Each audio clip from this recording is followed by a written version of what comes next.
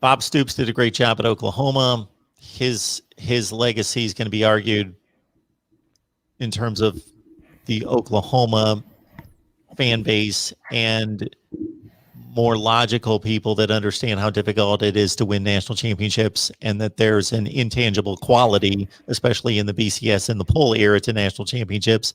Of course, his tenure was during the entire BCS into the playoff, and that he had a great run, owned the conference for almost the entirety of it.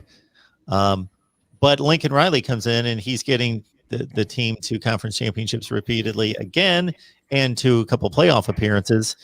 And the recruiting's even a little bit better under Lincoln Riley. What's the state of recruiting, and is it good enough to get the program that last rung up the ladder? Well, just to talk about Lincoln Riley, and Riley took the program to another level. Recruiting had been stagnant at Oklahoma under Bob over his last few years. And in my opinion, a lot of that had to do with Bob was not prepared or willing to accept or embrace social media.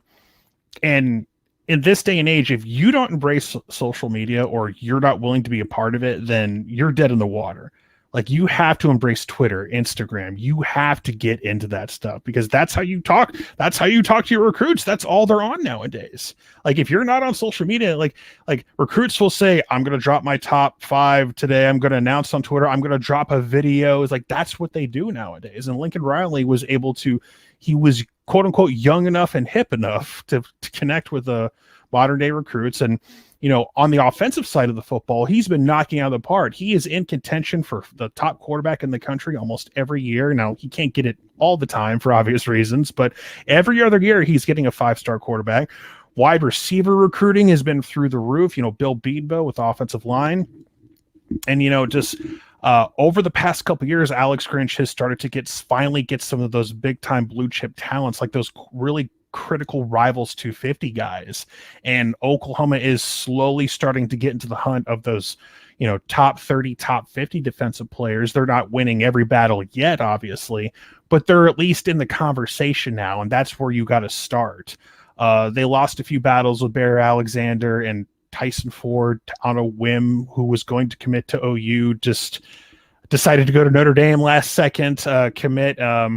But still, just the talent they brought in this past year, like Kelvin Gilliam, for example, you know, Clayton Smith. Clayton Smith is getting a lot of buzz early on. And, you know, I know it's winter workouts with like everyone's in helmets and shorts, but, you know, more than one person is saying, watch out for Clayton Smith. He's going to be rotating with Nick Benito on the outside. And if you like pass rushing, you know, you're going to love Clayton Smith. So they're starting to get the guys. And also in the secondary, you know, you're seeing you're seeing the fruits of labor with like guys like Woody Washington, and they're starting to improve in safety. You know, they got transfers like Keyshawn Lawrence from Tennessee, JUCOs like Justin Harrington, who would have contributed last year, but had an ACL injury literally like second day of fall camp.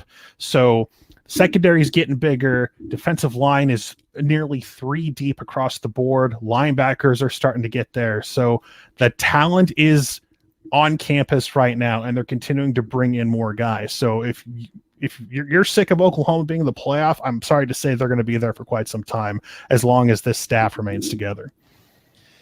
It's an exciting time for the Oklahoma fan base. They are stoked for 2021, certainly, with the recruiting being what it is, the personnel coming together on the roster for the 21 team, losing maybe just Ronnie Perkins, Trey Brown, a couple key pieces here and there, offensive line, Creed Humphrey, and so forth. But altogether, yeah, it's about as stacked a team as you see in the nation.